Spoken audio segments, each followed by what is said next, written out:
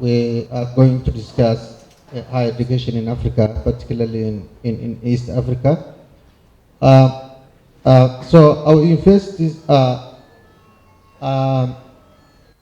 Western institutions operating on principles and objectives of those Westerns. So they offering programs that are irrelevant to the needs and wants of the local community. Most universities in East Africa, they borrowing from Western curriculums and establish to the community. So that is the big challenge that faces in research and teaching in East Africa universities. Also, there is a real risk of two civilizations emerging. One based on the capacity to generate and utilize knowledge, because universities, most of the roles of the universities are to produce knowledge and then disseminate after that the innovation to utilize that knowledge. But our universities borrowed that knowledge from the outside, from the Western countries, and the gap is there's ability to modify it, that knowledge. The universities of in our country is they lagging.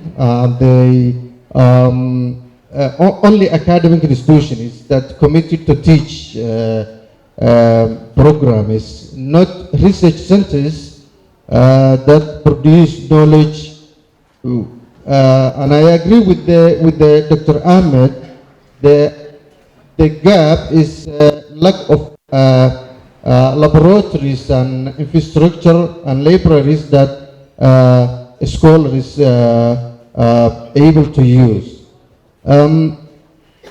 The universities are repositories of knowledge, and they invest knowledge.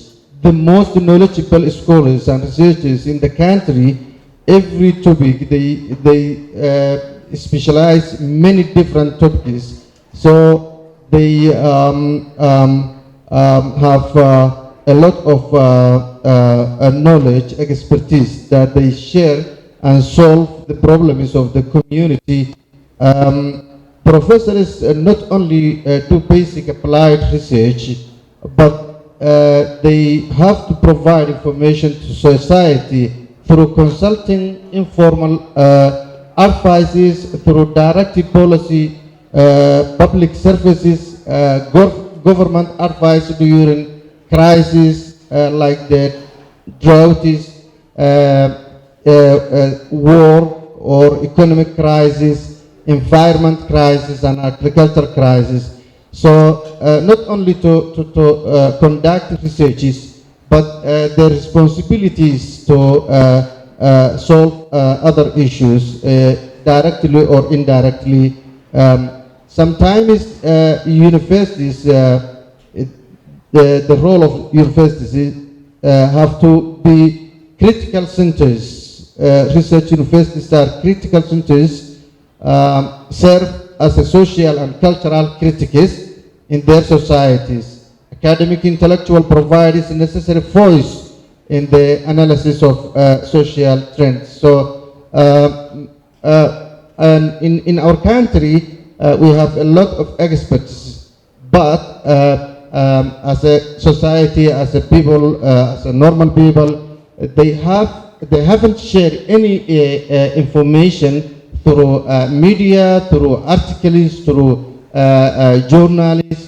So only the emphasis teaching and learning at the universities and in the classes. So that is the big gap that our universities faces.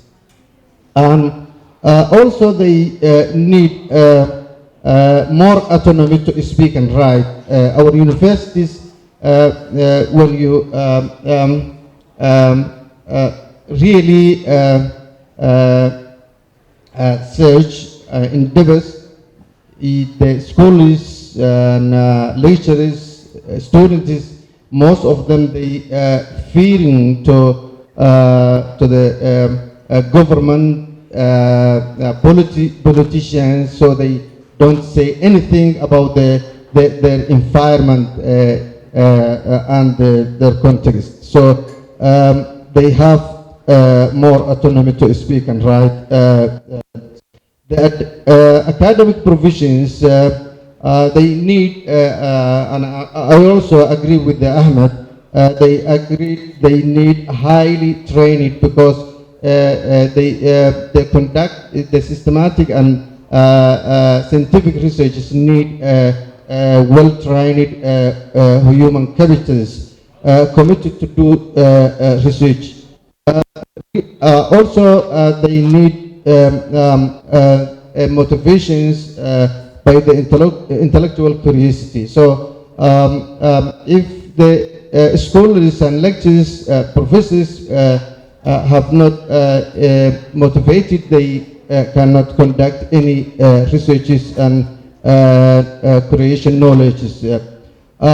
Also, it's important to be a full-time commitment, because most of our lecturers are part-time.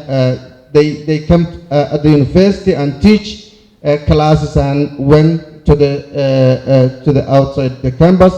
So if we organize and also make full-time, they will produce knowledge and utilize it. Also, the academic professionals need adequate remunerations. The benefits that they acquire from the universities is limited. So that is not a support to conduct researches and produce knowledges. Also, job security is another issue that faces the lecturers or scholars that work at the universities. Facilities and infrastructures, as we discussed it before. The dilemma of language is another issue that faces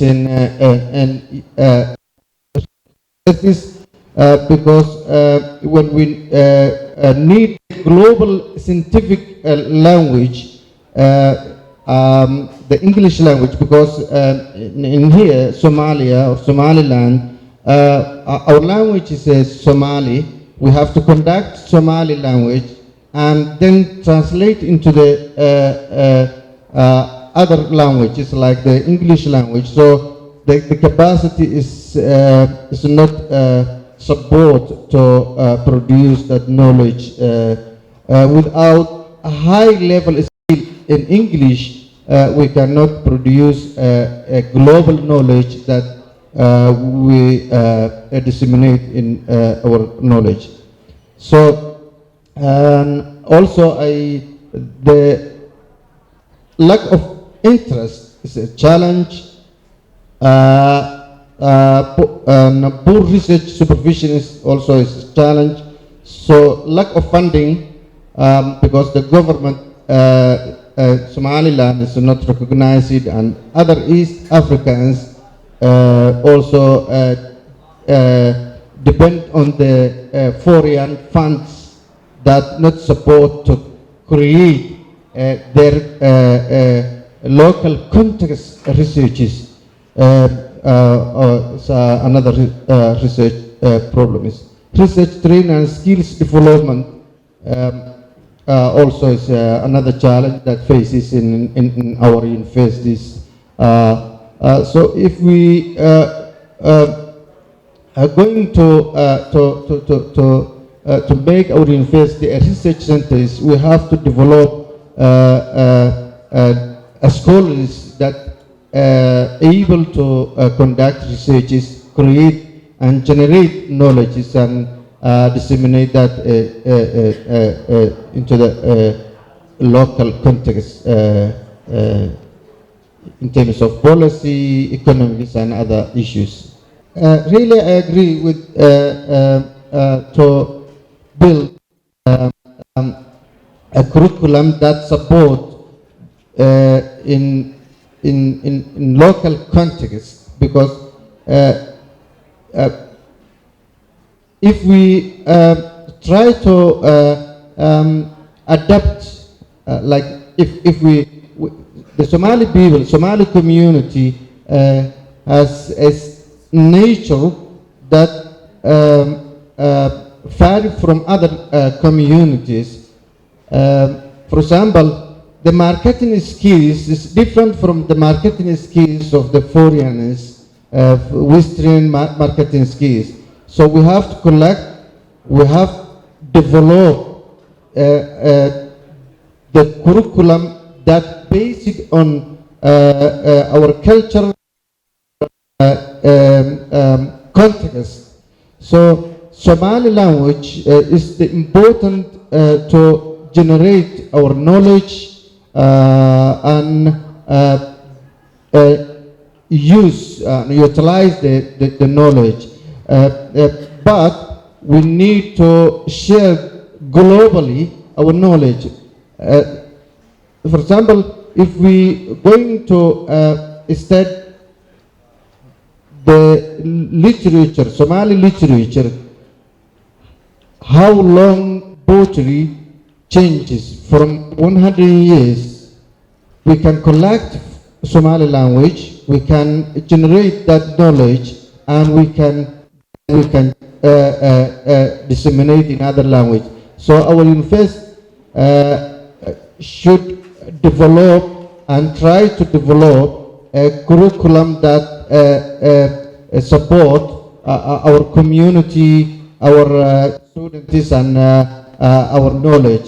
That's the many countries in across the world, like China, Malaysia, Japanese, Turkish. They use their own languages and they produce a knowledge. So I think and I support to use our language to produce a huge repository of knowledge that hidden or lost in use in other languages. So